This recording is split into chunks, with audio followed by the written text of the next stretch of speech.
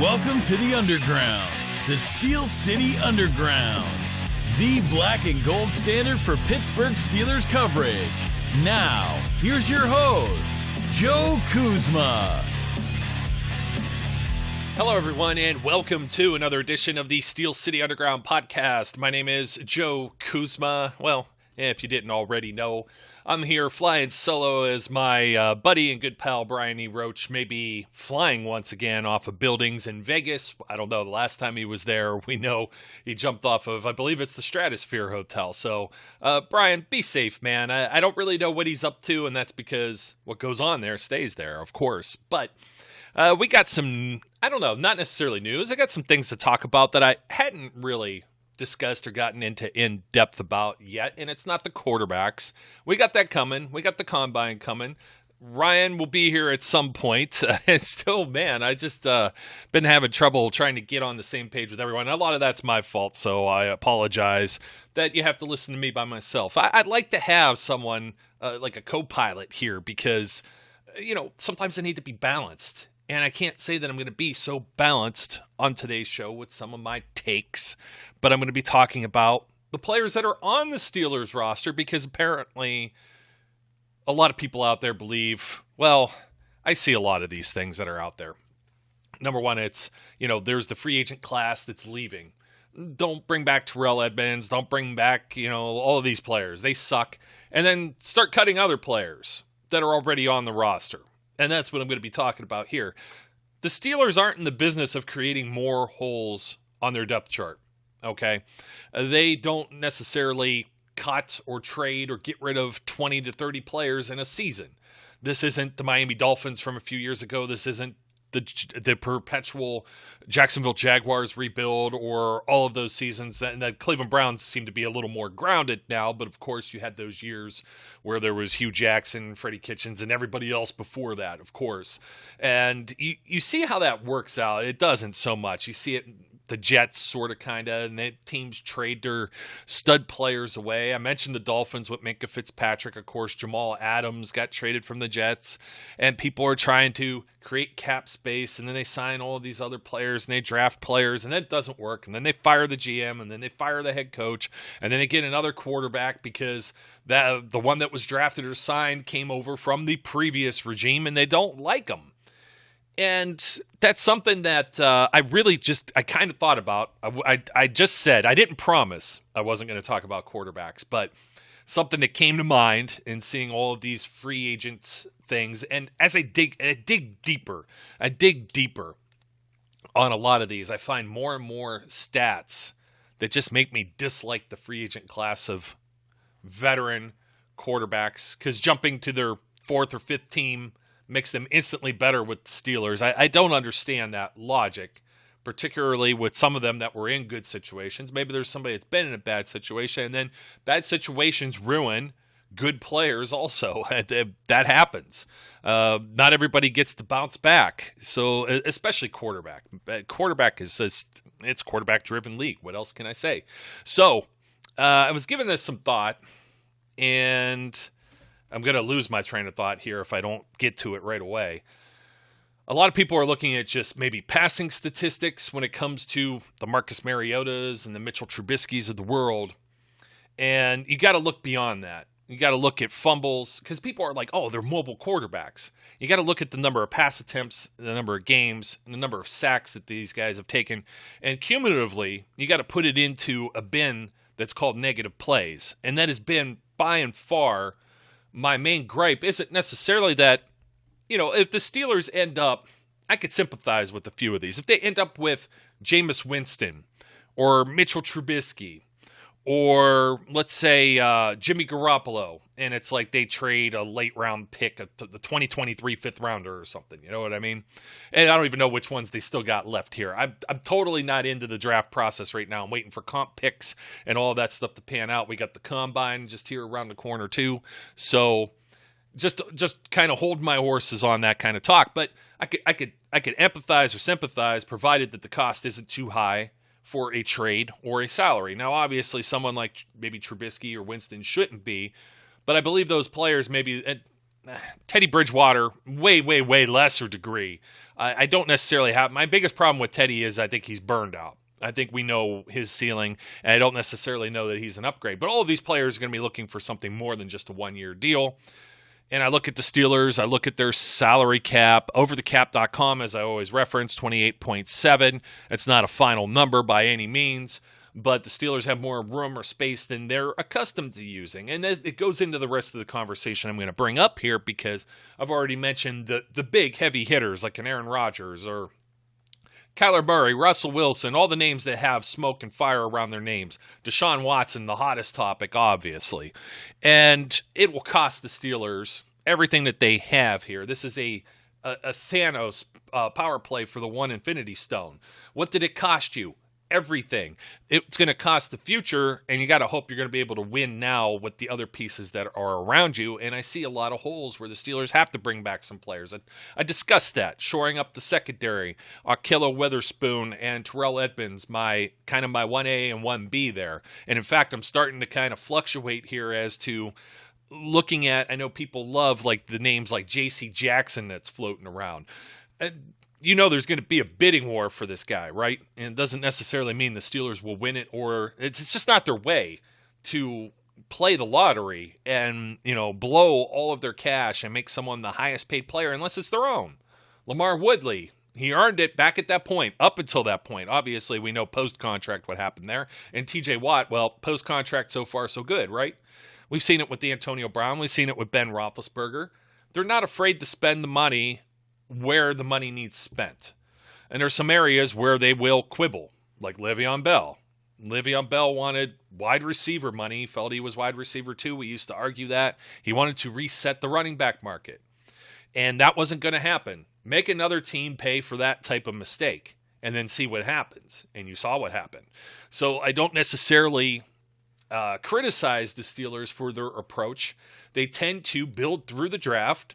And then as those players progress or become stars or even just key contributors, then they retain those players. That's where Edmonds kind of is. Key contributor. Not necessarily a star, made some splash plays, but I'm sure there's a dozen teams out there that had their eye on him in the draft as well. It's just a lot of people like to criticize that late first-round pick for a number of reasons. Lamar Jackson, I hear that one almost nonstop because Lamar Jackson would not have even had an opportunity to play until this year, much like Mason Rudolph. The only difference is you would have been paying Lamar Jackson a lot more money on a fifth-year option than you're paying Mason Rudolph right now because he was a third-round pick who had to be extended because there is no fifth-round option outside of first-round players chosen outside the first round. So that leads me to another point here with the draft and the general manager. Oh, geez. I wonder if I got this list. You can find it. I'm pretty sure I tweeted it either personally or over at steelcityunderground.com over the last couple of days. And it's basically, let's see. I might have it real quick. Do I have it? I do not have it. Oh, here we go. So far, the Steelers GM interviews. Colts, Morocco Brown. 49ers, Ran Cawthon.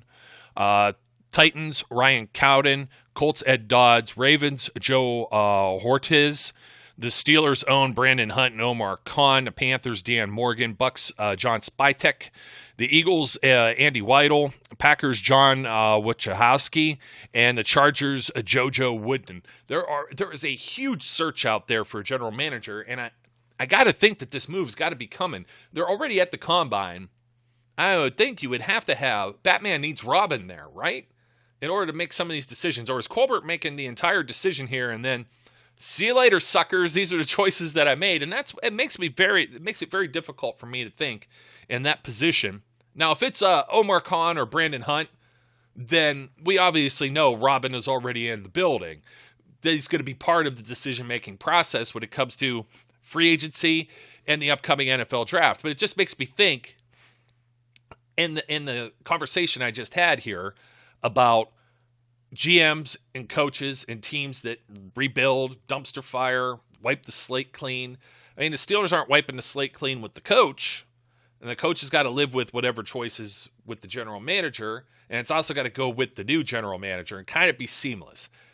Do you hitch your wagons to a free agent quarterback, or a rookie quarterback taken in the draft. The new GM may not be as sold on a Mason Rudolph or Dwayne Haskins two-headed competition monster. I had somebody tell me on Twitter, 2 players isn't a quarterback competition. And I'm like scratching my head over here because it's like anytime you see the rookies come in and you're not certain that they're going to play for sure, like last year, New England Patriots, Mac Jones, Cam Newton. That's a quarterback competition with 2 players. Not 3. You could add 3, but 3's company. Great show, by the way. I'm an 80s child. What could I say? So I don't like the idea of the love triangle when it comes to the quarterback room. I really don't. Unless they're really not that sold. I guarantee you they're more sold on Mason Rudolph than Dwayne Haskins at this point. It would be if they're not sold on Dwayne Haskins necessarily backing up Mason Rudolph is where I see the move coming, and that would be a veteran quarterback versus a draft pick. Now, if they forego all the free agency without bringing somebody in and then go and, let's say, Flash, I got to mention you, we were at odds. I'm going to get Zach Celedonia on one of these shows. We're talking about it.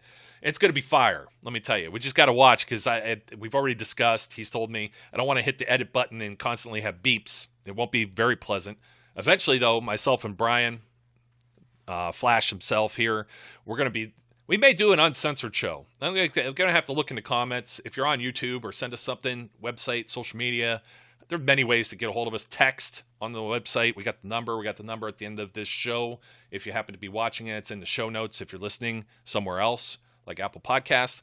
But let us know if you want one where we're just unfiltered. I know some folks have small ears. You're listening maybe in the car, riding around with young ones, maybe in the home. Maybe you're in an office environment where F-bombs wouldn't be appreciated, but let us know because we've been kicking the tires on it for a little bit. And we all swear like sailors and truck drivers. I'm the son of a truck driver, okay? Not originally, also a mill worker. And I've been there myself, and we know the environment. But that's where it comes from, and we've been very filtered. So when Flash comes on, I'm hoping not to have to hit the censor button too much on him. But we butt heads. Malik Willis, quarterback from Liberty. How high does Malik go? We've seen a lot of these names. Kyle Trask, previous year. Like, where do the players go? Are these first-round picks? Are all of these quarterbacks first-round picks? They're the best of the lot. They might be the top 5, 6, 7. But it doesn't necessarily mean they're all first-round picks. Hence, Mason Rudolph, 6th quarterback taken in his class back then. And it's kind of like, unless you're picking number 1 overall, and when you're picking number 1 overall, you got a gun to your head, basically. Like, if you're the Jaguars, how do you not take Trevor Lawrence? If you're the Cincinnati Bengals, how do you not take Joe Burrow? If that doesn't work out, I don't necessarily know that that's your fault, because that's obviously the best players coming out of college and you need a quarterback. People were saying that about the Cleveland Browns and Baker Mayfield, and I said, to a certain degree, yeah, Baker Mayfield maybe hasn't lived up to God status, and that just shows you the rest of the class too, you know what I mean? But to that extent, they could, if they took Josh Allen, everybody would have been up in arms, a number 1 overall. If they took Darnold, which people thought they might, then it might have turned out even worse. So there's like no guarantees with the quarterback deal, and basically my point is, Flash is in love with Malik Willis this week. It'll be somebody else next week, trust me. It was Aaron Rodgers a couple weeks ago. So it's just the quarterback circus. A lot of my inspiration for these shows, by the way, so thank you, bro. But the new GM. Does the new GM going to want Malik Willis after Kevin Colbert? He saw all these things in it, but maybe the other guy has a different philosophy, a different idea. And I just said that with Rudolph or Haskins or one of these free agents. So I'm quite intrigued by this list of names and seeing where the Steelers go forward. And this has to deal with shaping the rest of the roster as well. Of course, the good old coffee. When I don't have Brian, I hope I don't swig and annoy some people here. I'm going to go down the list because everyone feels, cut everyone, create more holes. I feel, I could tell you without any, I'm not as confident. How do I want to put this? The way I defend the Rudolph Haskins situation isn't necessarily that I'm so confident that these guys are gold jackets, all pros, pro bowlers, even 500 level players. I think at least average. I think a lot of the names that have floated around and you've heard me talk about over the various many shows this offseason, I don't feel that they're necessarily a lot of those names are upgrades. Like I said, I could sympathize. Garoppolo, if he were to stay healthy, he's not necessarily the giant turnover machine, just kind of sucks in the big limelight, the spotlight, right? Trubisky had he fumbles like every other game, and then with the interceptions thrown into there, it's a negative play machine. And the same thing with Mariota, Jameis Winston. These guys may be mobile, but they're also, Winston even more so, taking a lot of sacks. Haskins is taking a lot of sacks because he's not mobile. Rudolph doesn't have the same kind of negative play mentality there. And if you could throw a touchdown or two in a game and kind of refocus everything around Najee Harris, Pat Freiermuth, why not go with that? But people are still going to bang their fist for quarterback, draft, free agency, whatever. They're going to say that's a need. Well, of course, there's this giant black hole that black and gold hole that Ben Roethlisberger leaves vacating as he heads into retirement, off into the sunset. There's no denying that. There's no denying the uncertainty of what any of these players bring to the table. I really hate the idea of bridge or gap quarterback. What that really means is that you're willing to lose games with this guy until the next guy comes aboard. So why not just lose them with Mason Rudolph and Dwayne Haskins? It drives me crazy. I didn't mean to go on the whole quarterback, but it's if you see here, it's full circle.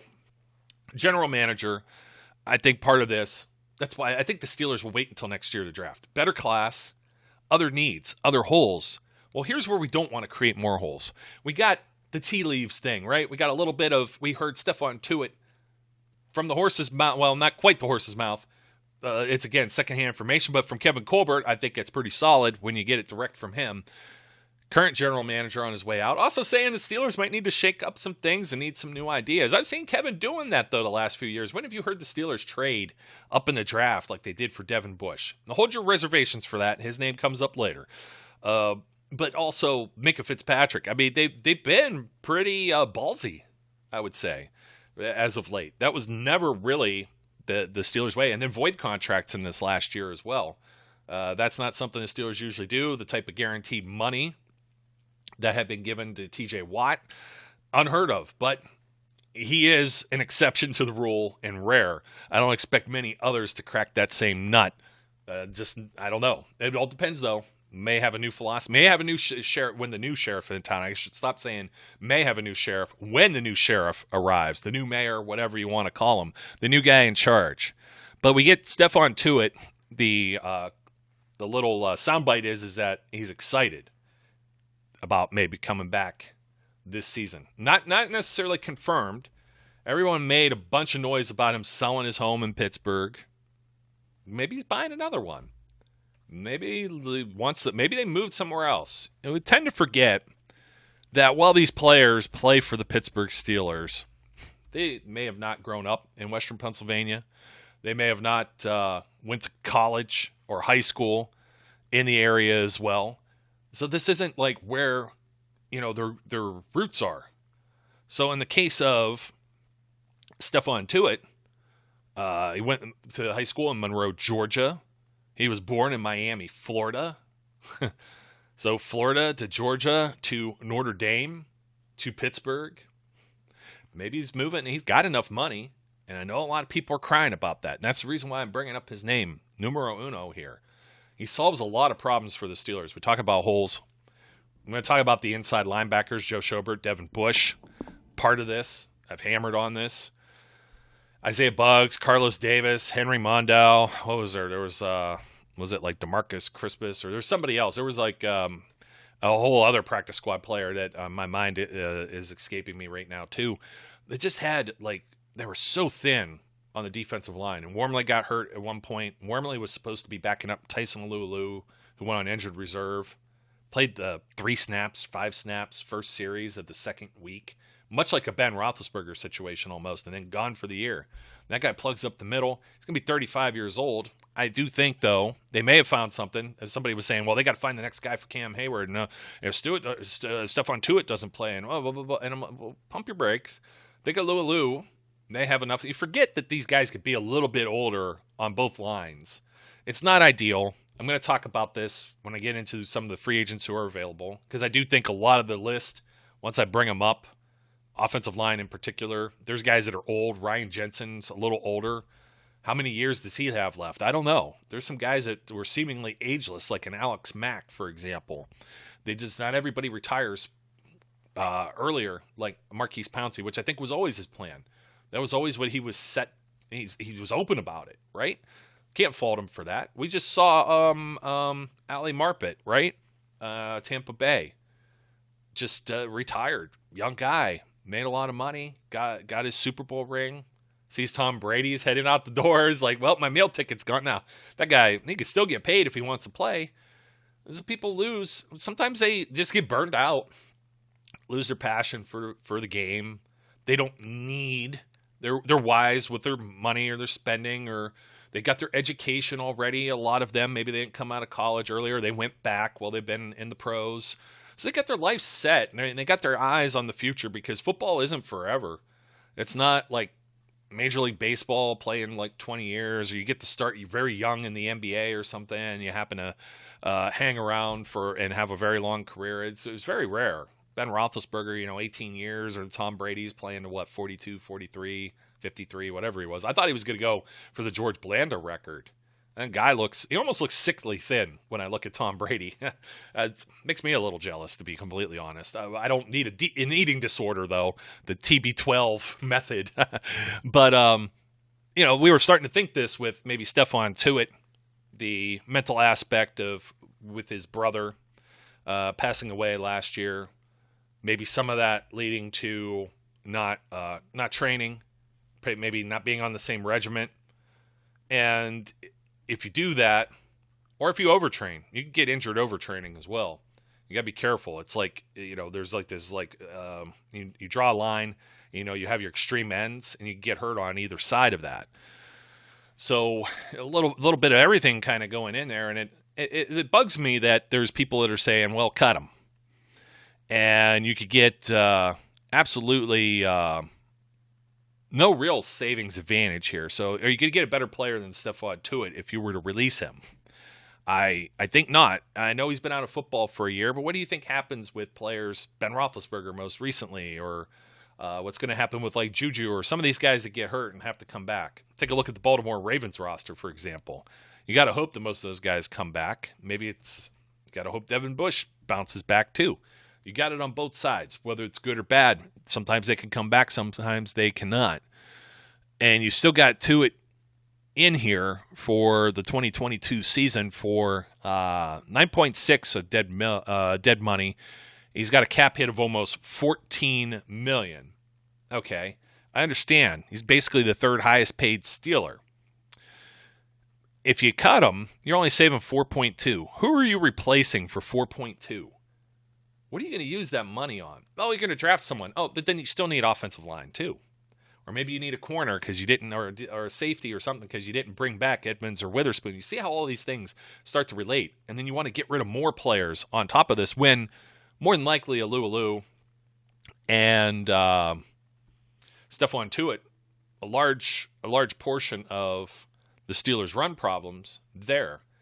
And you've got some straight-up dudes, Defensive Player of the Year, T.J. Watt, Alex Highsmith coming on the other side, Cam Hayward, aging like a fine wine, better and better each season, all-pro type material. And somebody's saying, I didn't finish my complete thought on that, but Isaiah Loudermilk is somebody that they drafted in hopes of developing to maybe be one of those guys that comes up. They don't have to be always a first or second round pick to be someone's successor. We saw Brett Kiesel play for many, many years as a seventh-round pick. A seventh-round pick. Guy was like near Mr. Irrelevant area there. A lot of the argument with Tuitt, well, he didn't play last year. Oh, people think he's just like stealing money. And you get these arguments about loyalty between team or player. I would say that if he's coming back, then he's got some loyalty. He's got 1 year on his contract. He could retire young. He's made some money. He might have to pay some of it back depending on how that all shakes out. I don't know that the Steelers would necessarily do that in this situation. They sure didn't do it with Ryan Shazier. There were people that were thinking Ryan Shazier was going to come back and play from the injury that he had. But yet, there's people who don't think Stephon Tuitt can do the same thing from a year off of football. I can't, like, a lot of times people don't have consistent logic, and that's very inconsistent, to be completely honest. And you look at, when you talk about loyalty to the team, they think he's stealing money. If anything, I say the Steelers are loyal to him. They didn't cut him. More than likely, they gave him some opportunities. Hey, do you want to play? Do you want to play? We know he was at least working out. I wanted to say calisthenics. Boy, is that a throwback word. But getting some cardio in, maybe. Trying to see feeling it out. You know what I mean? He's spotted out there, but nobody will comment on his situation out of respect to Stephon Tuitt. So why does everybody want to cut him and then try and replace him with like a $4 million man? I mean, that's not necessarily going to work out very well. Maybe you get another Alu. Maybe. I've looked at some of the list. It's mostly 30-plus guys, 30 years of age or more. There's some that I like. There's some that I don't like as much. It'd be cool to add. But I think when you have Tuitt plugged in here, Alu plugged in here, Hayward, Watt, Highsmith, that looks good to me. Wormley got a lot of experience. Wormley can play nose as well. He could play all the positions. That's the reason they traded for him. That's the reason why they went back and gave him a 2-year contract last offseason. Thank God they did. Can you imagine if they didn't have him? And the games he missed, he got dinged a couple times, and COVID protocols. That's the only game that Stephon Tuitt missed, by the way. The last season that he played in 2020, played 15 of 16 games, double-digit sacks, 11 sacks, 25 quarterback hits. I like all of this. Gets his hand on the ball a few times, forced 2 fumbles.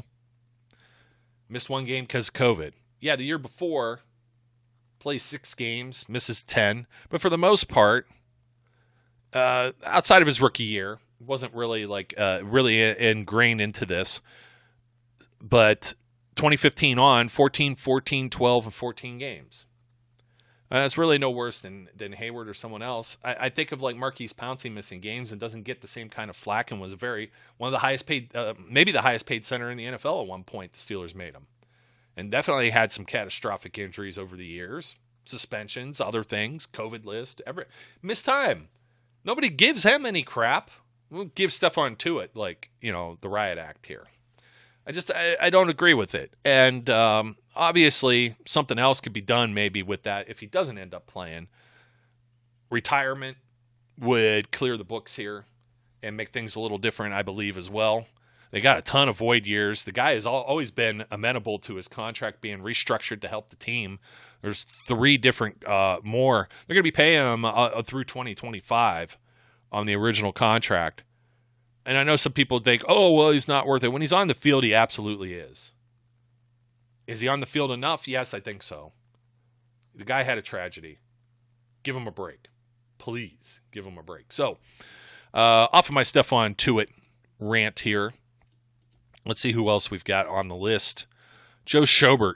Told you I was going to talk about inside linebackers. Yeah, I might as well do both of them. Even Devin Bush on his rookie deal is kind of high, kind of up here in the top 10 of earners. And some of this, I'm looking at the list for overthecap.com. Some of this, I believe, it's not structured by the base salary. It's structured by cap number, which is a little misleading sometimes because some of the money has already been paid out, pushed into the future, but it's what's against the cap that year. So you're not going to save that full amount. And that also means you're not going to get that full amount, like I just mentioned. Stephon Tuitt, dead money is $9.6 million. You're going to save 4.3. I stay with the guy that's making that contract. Now, if it was the other way around, you might get a little more sizzle out of the steak from me. Joe Schobert, on the other hand, cap number is at 9.7. Now, this is where I could sympathize with the thought process. And people immediately have jumped on him. Why do you think both of the inside linebackers were bad? Are they just both bad? Were they both mediocre? Or did it have to do with all of the names I just mentioned along that front? 1.8 is the dead money versus a 7.8 cap savings. Now, you could probably go get somebody for 7.8.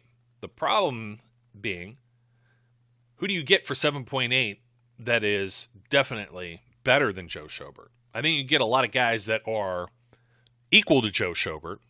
I don't know that you get guys that are better.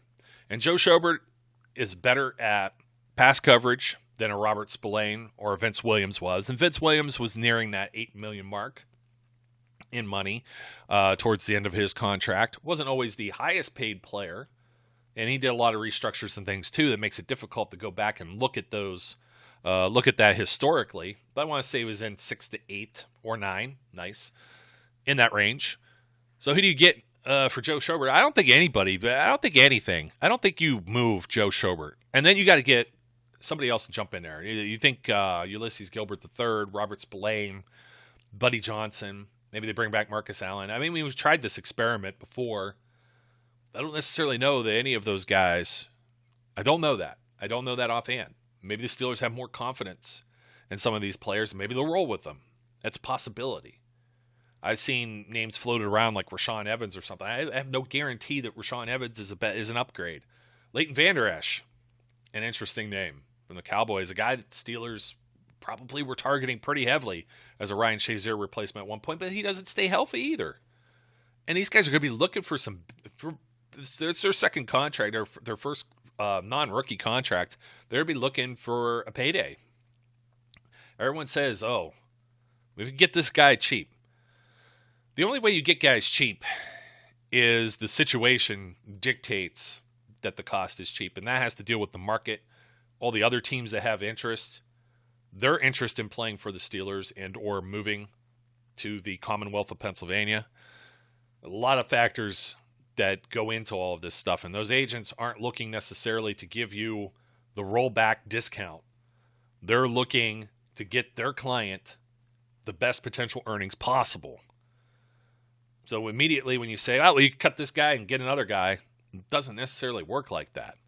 I do think that the money they save on Schobert affords them to be able to use that elsewhere. But it's not like they're going to go get a $3 or $4 million linebacker, replace him with it, and it's going to be a better situation. I'd almost argue that. I kind of want to look this up now that I'm thinking about it. Remember Mark Barron? You can get Mark Barron, John Bostic. These are the type of guys we're talking about. Mark Barron was 3.8. Well, actually, maybe a little more. He was paid out 6.7. He just didn't fulfill his full contract of 2 years. That's what ended up happening there. And they got a little bit of cap savings, so they still ended up paying him 6.7 for basically just a year. But his number for 2019 was 3.8. Let me see what I think John Bostic was a lot lower than Mark Barron. Bostic is still hanging around here. Let's see. Now with the Commanders, as they're calling themselves these days. Oh, there we go. Total amount of money, $4 million. So that's the kind of player you're looking at, relatively. Do you want to do that over Joe Schobert? Joe Schobert still had a couple of fine plays, some splash plays. He's always had a knack for picking off passes and stuff like that. I think he remains. Devin Bush definitely remains. I got to jump to him real quick. I don't want to belabor the Schobert thing. There'll be people who disagree with me. I'm not saying the Steelers won't necessarily make that move, but I don't think they need to. This isn't a situation last year where they were 30-some million over the cap. Got to ask Ben for a pay cut. Got to cut Vince Williams and make some other tough decisions, restructure Cam Hayward and some other things. They don't have to do that.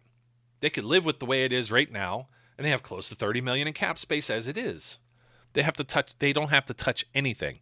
Now next year, I will concede, if you don't have if Schobert has an off year, this is where you get cap savings of $9.8 million and $10.7.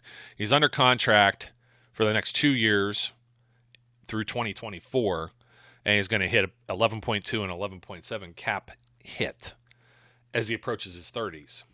But we'll see. I think that's more of the move I could see the Steelers making than to jump on this year. And we'll see what kind of other moves they make with contracts and that.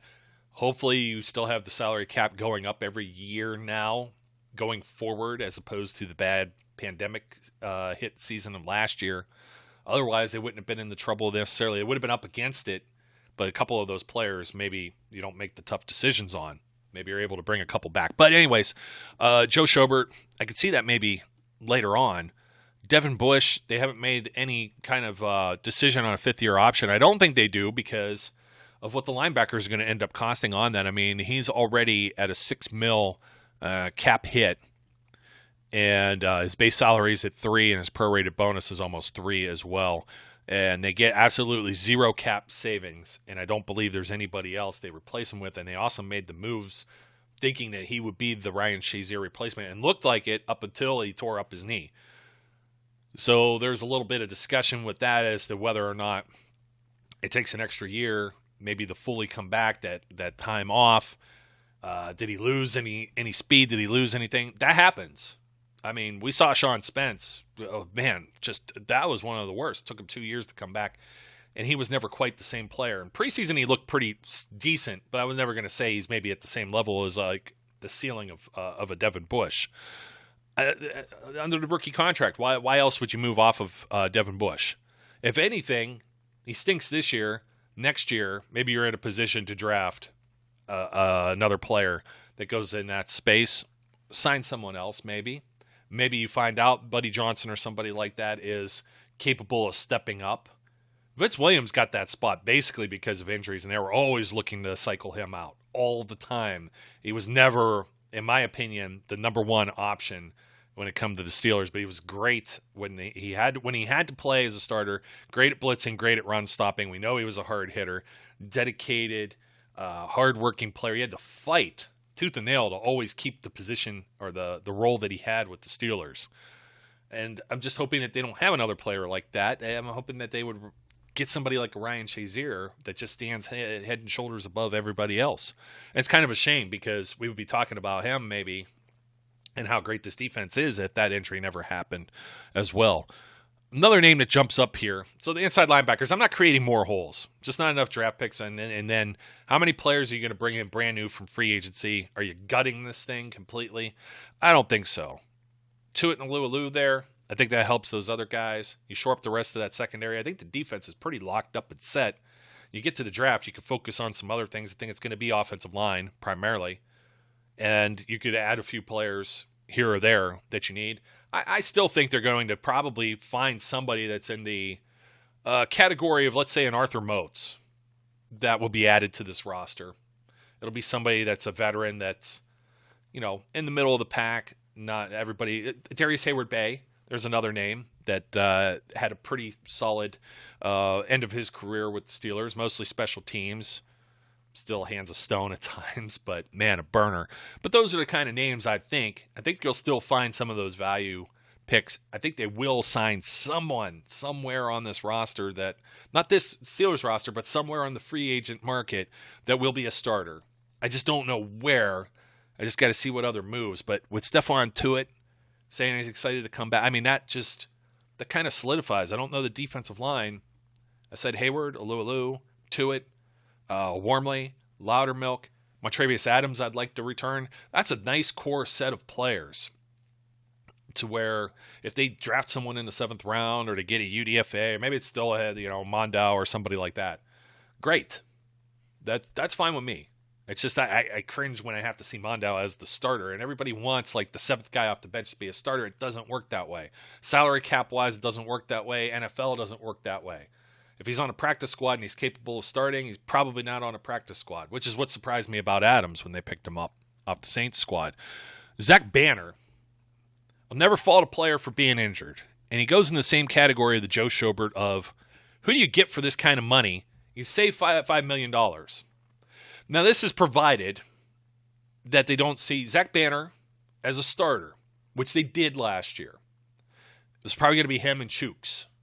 I think Chooks was going to be playing on the left and Banner on the right. We heard that flip-flopped a few times, but we saw in practice, in application, that Banner would be a right tackle. And he was supposed to be the starter, and he got hurt in 2020. First game, third quarter against the New York Giants. And then quite wasn't ready to play last year, and he was part of the big plans that the Steelers had at their offensive line. And going into training camp, they weren't planning on having Trey Turner. They weren't planning on starting Dan Moore. They weren't planning on having 5 different players at left guard. I almost think I'm going to do a podcast just on the offensive line and taking a look at some of the free agents and some of the things they could do. rookie with Kendrick Green at center. We don't know if that's still his future. But for the $5 million that you're going to save, you get another Zach Banner. That's basically who you get. And Mike Tomlin has always loved his kind of monster players, freaks in nature, the guys that are ginormous. Listed here 6'8", 353. I think he's trimmed down a little bit. Sometimes these other websites don't quite have the full story. Let's see. And sort it by the wrong order here. But Banner, 335. So they don't always update after they put it in one time and that's it. So dude's trimmed down a little bit. I mean, he entered the league. What was he? 4th round pick, maybe? I'm trying to think. Where was he at? He got cut by the Colts, though. And he's been around like the Browns and the Colts, and he bounced around, and he was somebody that the Steelers probably scouted, and he had been on the practice squad, and he had been on a veteran minimum kind of contract, and they kind of work and developed him up to being a starter, or they felt he could be. Is he still that same player after the injury or post-injury? Is this like a thing where they could afford maybe to not play Banner because there really wasn't a benefit to throwing him out there and he wasn't 100% versus Devin Bush? I think there's a lot of parallels between the two. And so I think it's high time for Banner. Could they replace him for $5 million? Sure. Are you getting a starter, a quality starter for that $5 million? Probably getting another swing tackle, another Zach Banner that's the exact same way. But I'd much rather have a healthy available option than one that isn't. So this is going to be an interesting situation. I think it's a hot seat. I'm not going to say that Schobert and Bush aren't hot seats also. We got some players on the hot seat type thing we're going to be doing as well. But these are the moves that are going to have to be made within the next month. I don't see a whole lot of others that jump out at me, to be completely honest. Would you trade Chase Claypool? That's about the dumbest thing that I've ever heard. Same almost like a Martavis Bryant. When you get these deep threat, big body receivers, why, if they're under a rookie contract, why are you going to give them away? You see that Amari Cooper is making like $20 million a season with the Dallas Cowboys this year, and they're talking about like his contract and stuff. And you take a look at Chase Claypool, and he's got a cap hit of 1.8. Why on earth are you going to trade that away? That's not worth trading away. I understand that he was a disappointment maybe last year. What part of the Steelers' offense wasn't a disappointment last year? I believe he could. I believe he'll be just fine. It's just some of the nonsense that I see. Let's see who else we got. Well, Joe Haig's still under contract. Well, that's a pretty good observation, too, with a 3.1 cap hit, savings of 2.6 for a swing tackle. He may be in the conversation as a starter, too. We got to see what happens with Chooks. I don't mind. As Brian said, Steelers don't really go after tackles first round. This is going to be interesting to see what they do with the interior, the line and stuff. Derek Watt's contract comes up all the time. Do I have to repeat this again, folks? Derek Watt also... do the clap emoji, right? Derek Watt also plays special teams, a little louder in the back. And people don't realize that a number, now this year his cap number is 4.7, but some of that bonus money has been prorated, almost $2 million of it. So you're only going to save 2.7, and you're going to have to replace him with another fullback who can also play, and a special teams player. I get the Steelers only use a fullback 5 snaps, 10 snaps here or there, none at all at some points last season, which kind of is a little baffling. We saw Rosie Nix have a little more usage, but not that much more. Let's not kid ourselves. It's goal line packages, jumbo sets, short yardage scenarios.